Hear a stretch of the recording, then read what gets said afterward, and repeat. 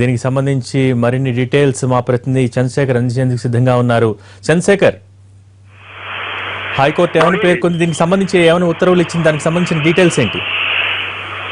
ఈ రోజు ఈ ఓటుకు నోటు కేసుకు సంబంధించి చంద్రబాబు దాఖలు చేసిన ఫాస్ట్ పిటిషన్ పైన విచారణ జరిగింది. కోర్టు నెంబర్ 18లో జస్టిస్ సునీల్ చౌదరి కేసును విచారించారు. గతంలో ఏసీబీ కోర్టు ఈ వైసీపీ ఎమ్మెల్యే ఆళ్ల రామకృష్ణారెడ్డి దాఖలు చేసిన కేసు పైన ఆదేశాలు ఇస్తూ చంద్రబాబు పాత్ర మీద కూడా విచారణ జరిపించాలని ఆదేశించింది. అయితే దీని మీద సుప్రీంకోర్టుకు వెళ్లడంతో సుప్రీంకోర్టు మళ్లీ హైకోర్టుకు డైరెక్షన్ ఇచ్చింది.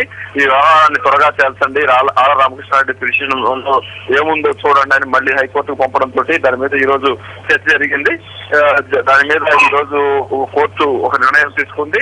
ఈ క్వాష్ పిటిషన్ తో ఏకీభవిస్తూ చంద్రబాబు పాత్ర మీద విచారణ జరిపించాల్సిన అవసరం లేదంటూ కోర్టు అభిప్రాయపడింది.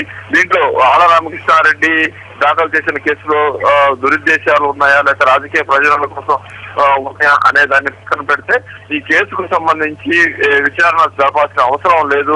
ఏసీబీ కేసు జరుపుతున్న దర్యాప్తుతో తాము ఏకీభవిస్తున్నాము, సంతృప్తి వ్యక్తం చేస్తున్నామంటూ కోర్టు చెప్పిన పరిస్థితి ఇక్కడ ఉంది. భోగి మొత్తానికైతే గత కొన్ని రోజుల నుంచి కూడా ఈ ఓటుకు నోటు కేసులో రాజకీయ ప్రమేయం మీద కానీ చంద్రబాబు ప్రమేయం మీద కానీ చర్చ జరుగుతూ ఉంది. వైసీపీ ఎమ్మెల్యే కానీ వ్యక్తిగత హోదాలో దీని మీద కేసులు దాఖలు చేస్తా ఉన్నారు. ఈ కేసులు దాఖలు చేసిన దాని మీద ఏమవుతుంది, కోర్టు ఏం చెప్తుంది అనేది ఉత్కంఠగా నెలకొంది. ఇది ఇంపార్టెంట్ వ్యవహారము, రాజకీయాలకు సంబంధించింది కాబట్టి కోర్టు ఎలాంటి ఆదేశాలు ఇస్తుందని అందరూ ఎదురు చూసిన నేపథ్యంలో ఈ రోజు కోర్టు తీసుకున్న నిర్ణయం కానీ ఇచ్చిన తీర్పు కానీ చంద్రబాబుకు ఓట కలిగించింది. ఆయన పాత్ర మీద విచారణ జరిపించాల్సిన అవసరం ఏమీ లేదు. ఏసీబీ జరుపుతున్న దర్యాప్తు మీద హైకోర్టు సంతృప్తి వ్యక్తం చేసింది.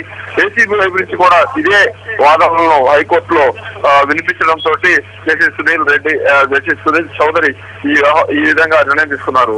Bhogi, thank you Chandrasekhar.